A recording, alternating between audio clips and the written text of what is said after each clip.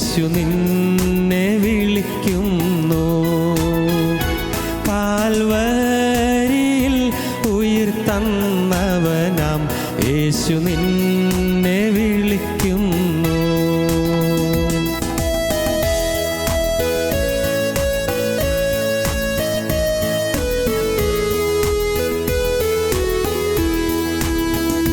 മർത്യജീവിതം ക്ഷണികം, മൃത്യു വന്നിടും ഒരു നാൾ.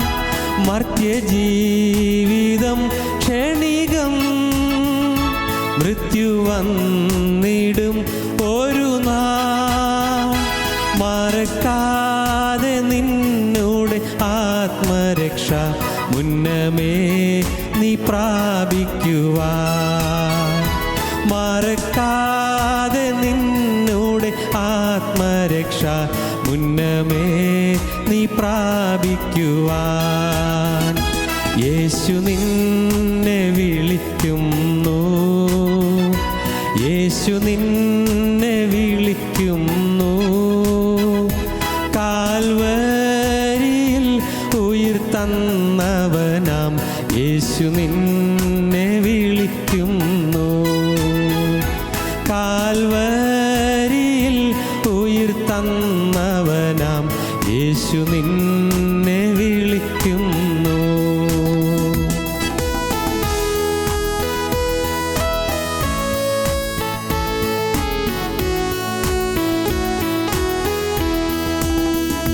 പാപത്തിൻ്റെ ഭാരത്തിനാൽ പാരം കേണു വലഞ്ഞിടുമോ. പാപത്തിൻ്റെ ഭാരത്തിനാൽ പാരം കേണു വലഞ്ഞിടുമോ. പരനേശുവിൽ നിന്റെ പാപത്തിൻ്റെ പരിഹാരം കണ്ടിടുവാൻ. പരനേശുവിൽ നിന്റെ പാപത്തിൻ്റെ പരിഹാരം കണ്ടിടുവാൻ. യേശു നിന്നെ വിളിക്കുന്നു, യേശു നിന്നെ വിളിക്കുന്നു. കാൽവരിയിൽ ഉയിർത്തന്നവനാം യേശു നിന്നെ വിളിക്കുന്നു. കാൽവരിയിൽ ഉയിർത്തന്നവനാം യേശു നിന്നെ വിളിക്കുന്നു.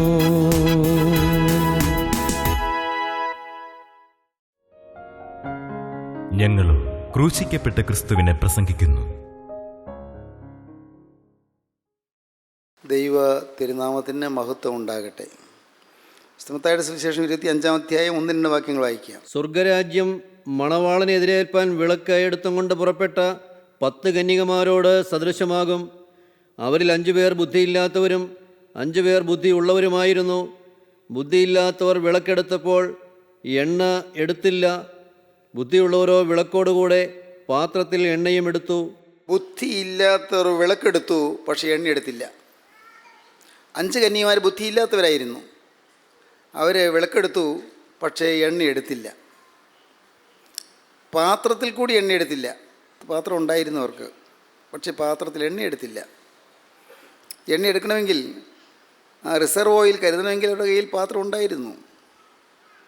കാരണം വേദവസം വായിക്കുമ്പോൾ ശ്രദ്ധിച്ച് വായിക്കുമ്പോൾ കാണാം, ബുദ്ധിയില്ലാത്തവർ വിളക്കെടുത്തപ്പോൾ എണ്ണ എടുത്തില്ല. പാത്രം എടുത്തില്ല എന്നല്ല, എണ്ണ എടുത്തില്ല. അവർ സംതൃപ്തരാണ്. പാത്രമുണ്ടല്ലോ, മറ്റൊരുടെ കയ്യിൽ പാത്രമുണ്ട്, ഞങ്ങളുടെ കയ്യിൽ പാത്രമുണ്ട്. ബുദ്ധിയുള്ളവരുടെ കയ്യിൽ പാത്രമുണ്ട്, ഞങ്ങളുടെ കയ്യിൽ പാത്രമുണ്ട്. ഞങ്ങളുടെ പാത്രത്തിൽ എണ്ണയുണ്ടോ അതവർ ശ്രദ്ധിച്ചില്ല. എണ്ണ എടുത്തില്ല. ഇന്ന് പുറമേയുള്ളതെല്ലാം ഉണ്ട്, എല്ലാം നല്ല ക്രമീകരണങ്ങളുണ്ട്, നല്ല മനോഹരമായ പ്രാർത്ഥനകളുണ്ട്, നല്ല കാവ്യോചിതമായ പ്രമേയങ്ങളുണ്ട്, കാവ്യമാതിരിയുള്ള ധ്യാനാത്മകമായ സെതറകളുണ്ട്. അത്യന്തം ശ്രുതിമധുരവും അതേസമയത്ത് ഗഹനവുമായ നല്ല കാവ്യാത്മകമായ സുന്ദരമായ ഗാനങ്ങളുണ്ട്, ഗീതങ്ങളുണ്ട്. എല്ലാം കോരിത്തെരിപ്പിക്കുന്ന ഗീതങ്ങൾ, എല്ലാം പുളകം കൊള്ളിക്കുന്ന പ്രാർത്ഥനകൾ. സ്തോത്രം. എന്തിനാ കുറവ്? പാത്രമുണ്ട്, പക്ഷെ എണ്ണയില്ല. അകത്ത് അന്തസ്സാരമില്ല. പുറമേയുള്ളതെല്ലാം ഉണ്ട്, ചട്ടം കെട്ടുകളെല്ലാം ഉണ്ട്, പുറമേയുള്ള അനുഷ്ഠാനങ്ങളുണ്ട്, ആചാരങ്ങളുണ്ട്, പ്രാർത്ഥനകളുണ്ട്, നമസ്കാരങ്ങളുണ്ട്, എല്ലാം ഉണ്ട്. പക്ഷേ അകത്ത് കരുത്തില്ല, അകത്ത് എണ്ണയില്ല. അകത്ത് എണ്ണയില്ലാത്ത പാത്രങ്ങൾ. അവർ പാത്രം എടുത്തു, പക്ഷേ എണ്ണ എടുത്തില്ല. കഷ്ടമായിപ്പോയി.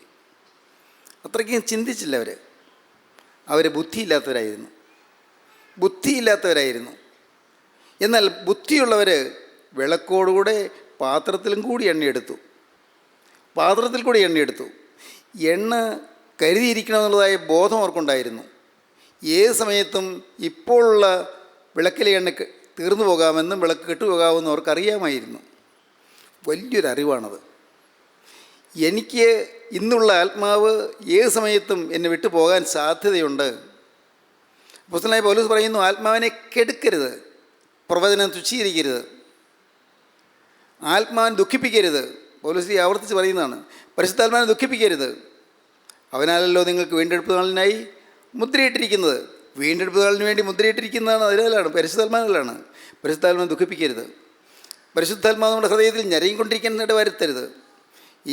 നമ്മുടെ ഹൃദയത്തിൽ പരിശുദ്ധാത്മാവ് ഞരങ്ങി കരഞ്ഞുകൊണ്ടിരിക്കാൻ ഇടവരുത്തരുത്. നമ്മുടെ കോപസ്വഭാവം കണ്ട് പരിശുദ്ധാത്മാവ് ഞരങ്ങരുത്.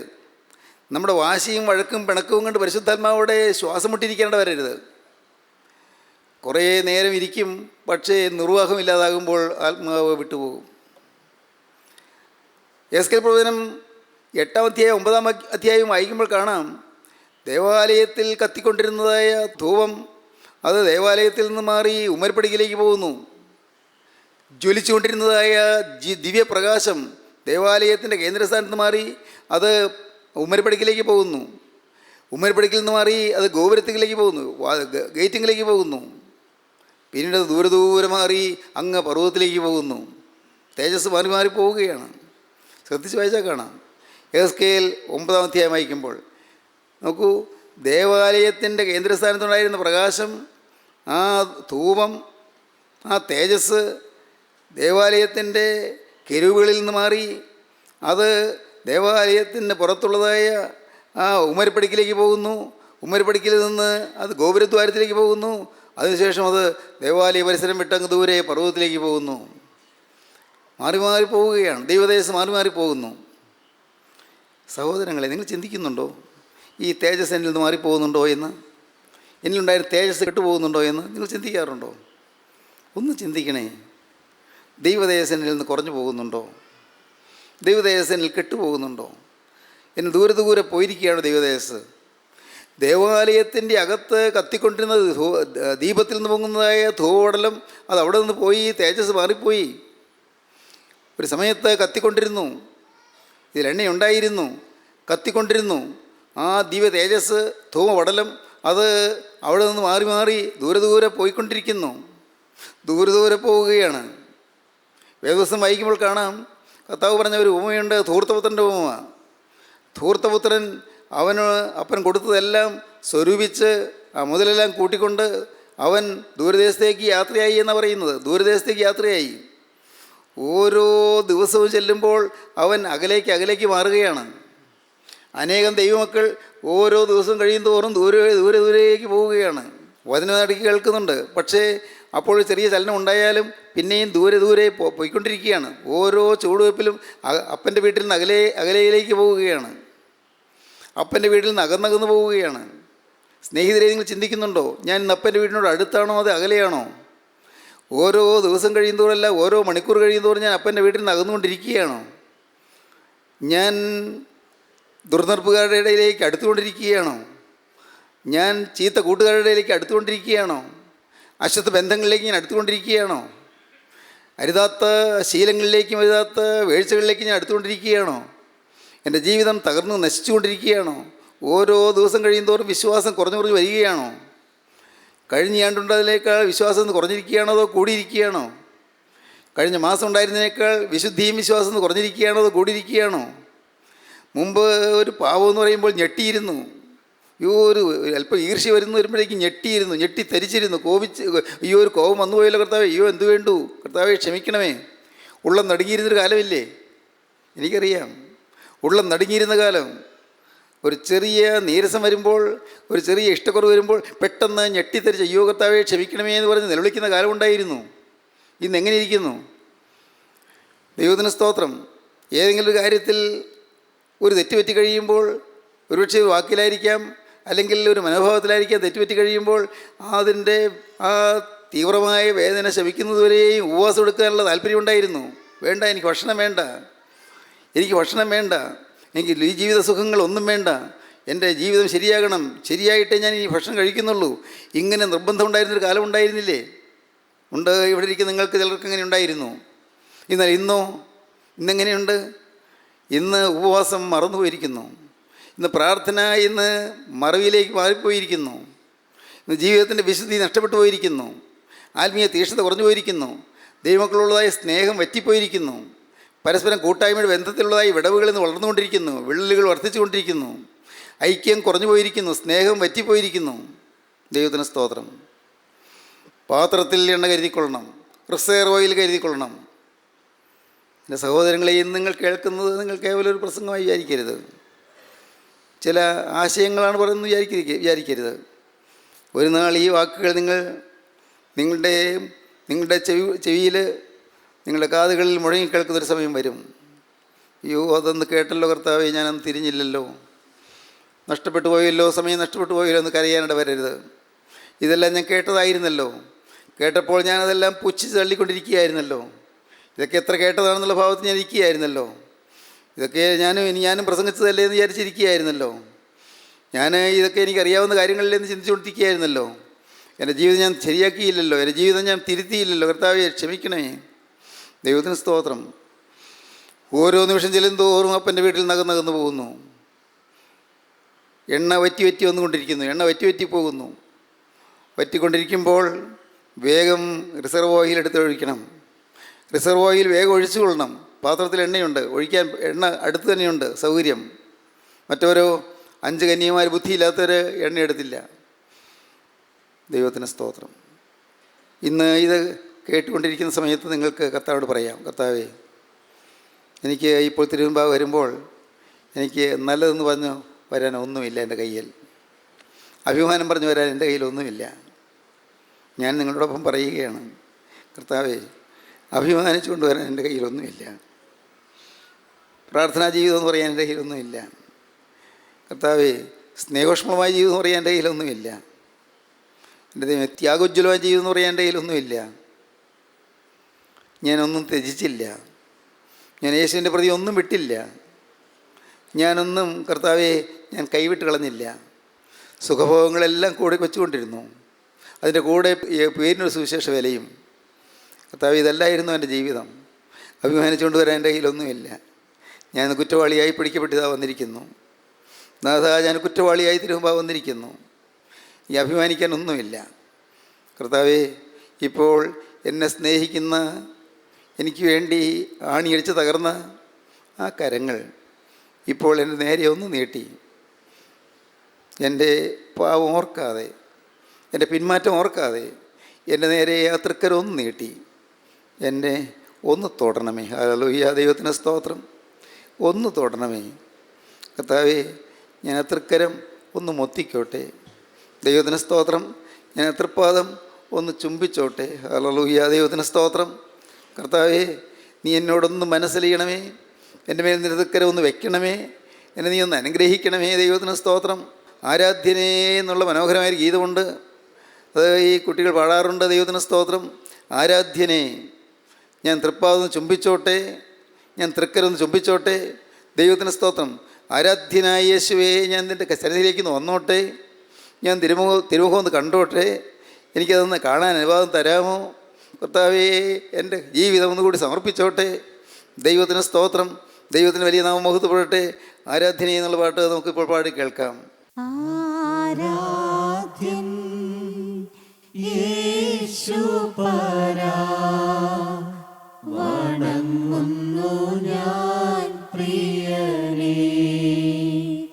തേജസ്സേ സേഴും നിൻമുഖമെൻ ഹൃദയത്തിനാനന്ദമേ.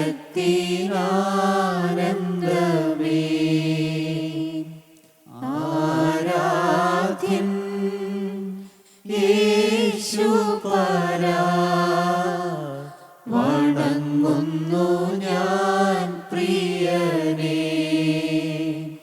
തേജസ്സേഴും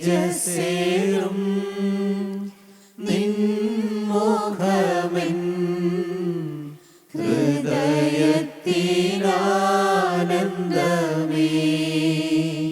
സന്നിധിയിൽ വസിച്ചോട്ടെ, പാദങ്ങൾ ചുംബിച്ചോട്ടെ. സന്നിധിയിൽ വസിച്ചോട്ടെ, പാദങ്ങൾ ചുംബിച്ചോട്ടെ. ആരാധ്യൻ യേശുപരാ, വണങ്ങുന്നു ഞാൻ പ്രിയനേ. തേജസ്സേഴും നിൻമുഖമെൻ ഹൃദയത്തിനാനന്ദമേ.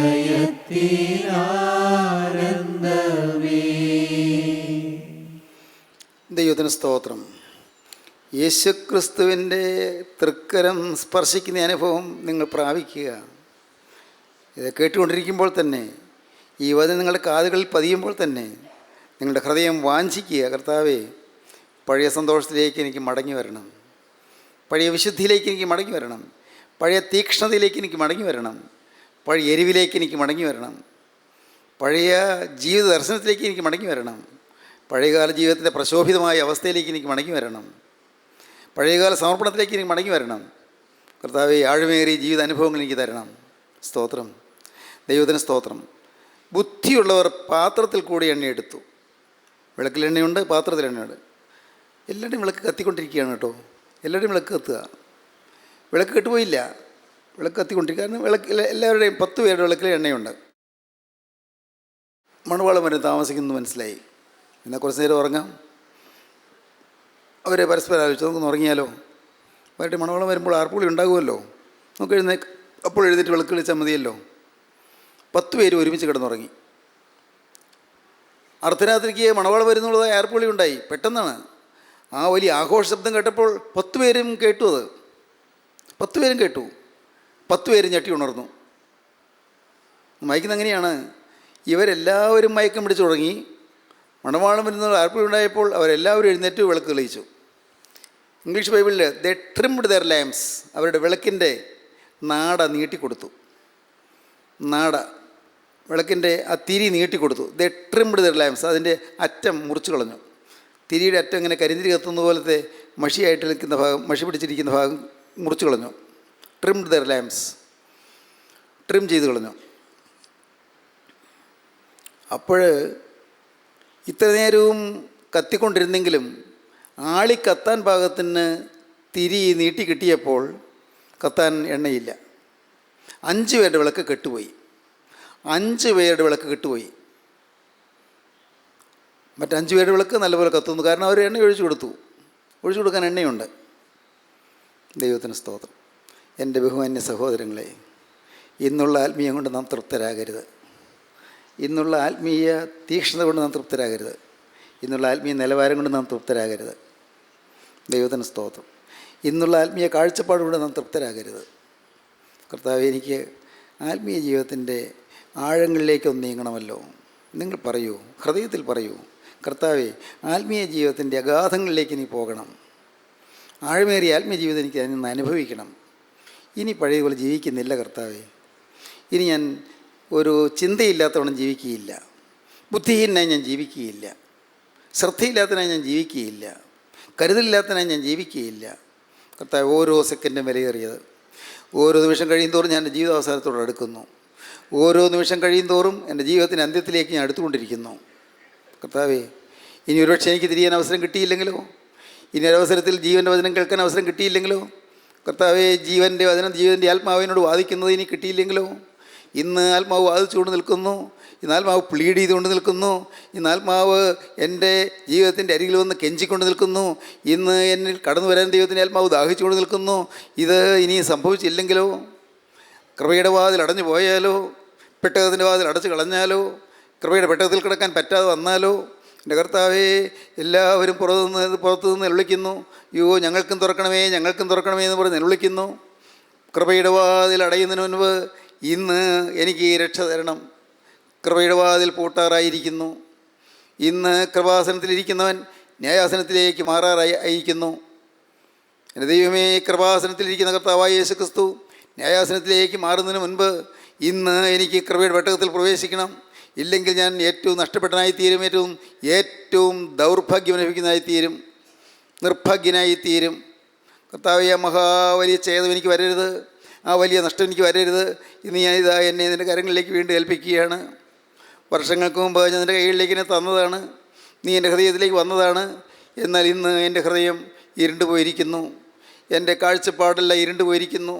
എൻ്റെ കർത്താവേ, എനിക്ക് പാവബോധം കിട്ടുന്നില്ല, എൻ്റെ ഹൃദയം തകരുന്നില്ല, എൻ്റെ ഉള്ള ഉടയുന്നില്ല, എൻ്റെ മനസ്സ് പൊടിയുന്നില്ല. കർത്താവേ, ബ്രോക്കൺനെസ് നഷ്ടപ്പെട്ടു പോയിരിക്കുന്നു, തകർച്ച നഷ്ടപ്പെട്ടു പോയിരിക്കുന്നു. കർത്താവേ, അനുതാപം നഷ്ടപ്പെട്ടു പോയിരിക്കുന്നു. ഒരു സമയത്തുണ്ടായിരുന്ന തീക്ഷ്ണത കുറഞ്ഞു പോയിരിക്കുന്നു. ഇപ്പോൾ കർത്താവേ, നിൻ്റെ പരിശുദ്ധാത്മാവ് എൻ്റെ ഹൃദയത്തിൽ ഒന്ന് ആവസിക്കണമേ. എൻ്റെ മുമ്പിൽ വന്ന് നാളുകളായി പ്ലീഡ് ചെയ്തുകൊണ്ടിരുന്ന ആത്മാവ്, വാദിച്ചുകൊണ്ടിരുന്ന ആത്മാവ്, കെഞ്ചിക്കൊണ്ടിരുന്ന ആത്മാവ് ദുഃഖിതനായി തിരിച്ചു പോകേണ്ട വരല്ലേ? ദൈവത്തിന് സ്തോത്രം. എൻ്റെ അടുക്കൽ നിന്ന് കെഞ്ചിക്കൊണ്ടിരുന്ന ആത്മാവ് ദുഃഖത്തോടെ മടങ്ങിപ്പോകേണ്ട വരല്ലേ? ഇതാ ഞാൻ എന്നെ നിനക്ക് താഴ്ത്തി തരുന്നു. ഈ നിസ്സാരമായ ആയുസ് ഇനി എത്രയെന്ന് എനിക്കറിഞ്ഞുകൂടാ, ഇനി എത്ര കാലമെന്ന് എനിക്കറിഞ്ഞുകൂടാ. ഉള്ള ആയുസ് നിൻ്റെ കരങ്ങളിലേക്ക് ഇതാ വെച്ച് മാറുന്നു, ഉള്ള ജീവിതം നിൻ്റെ കരങ്ങളിലേക്ക് തരുന്നു. നാഥാ, ഇന്ന് ഞാൻ ഈ കേൾക്കുന്ന വചനം എൻ്റെ ജീവിതത്തിൻ്റെ ഒടുവിലത്തെ അവസരമാണോ എനിക്ക് അറിഞ്ഞുകൂടാ. ഇതാ ഞാനിപ്പോൾ എന്നെ നിൻ്റെ കരങ്ങളിലേക്ക് തരുന്നു. നാഥാ, നീ എന്നോടൊന്ന് മനസ്സറിയണം. എൻ്റെ പാപങ്ങൾ ഓർക്കല്ലേ, എൻ്റെ അകൃത്യങ്ങൾ ഓർക്കല്ലേ. ദൈവത്തിന് സ്തോത്രം. എൻ്റെ ബഹുമാന്യ സഹോദരീ സഹോദരങ്ങളെ, കഴിഞ്ഞ കാല പാപങ്ങളെ ഓർത്ത് നെടുവീർപ്പിടുവീൻ. നിങ്ങളുടെ വസ്ത്രങ്ങളെല്ലാം ഹൃദയങ്ങളെ തന്നെ കീറി നിങ്ങൾ എങ്കിലേക്ക് തിരിയുവീൻ. യഹോവയുടെ അരുളപ്പാട്. വസ്ത്രങ്ങളെല്ലാം കീറേണ്ടത് ഹൃദയങ്ങളെ തന്നെ കീറി എങ്കിലേക്ക് തിരിയുവീൻ.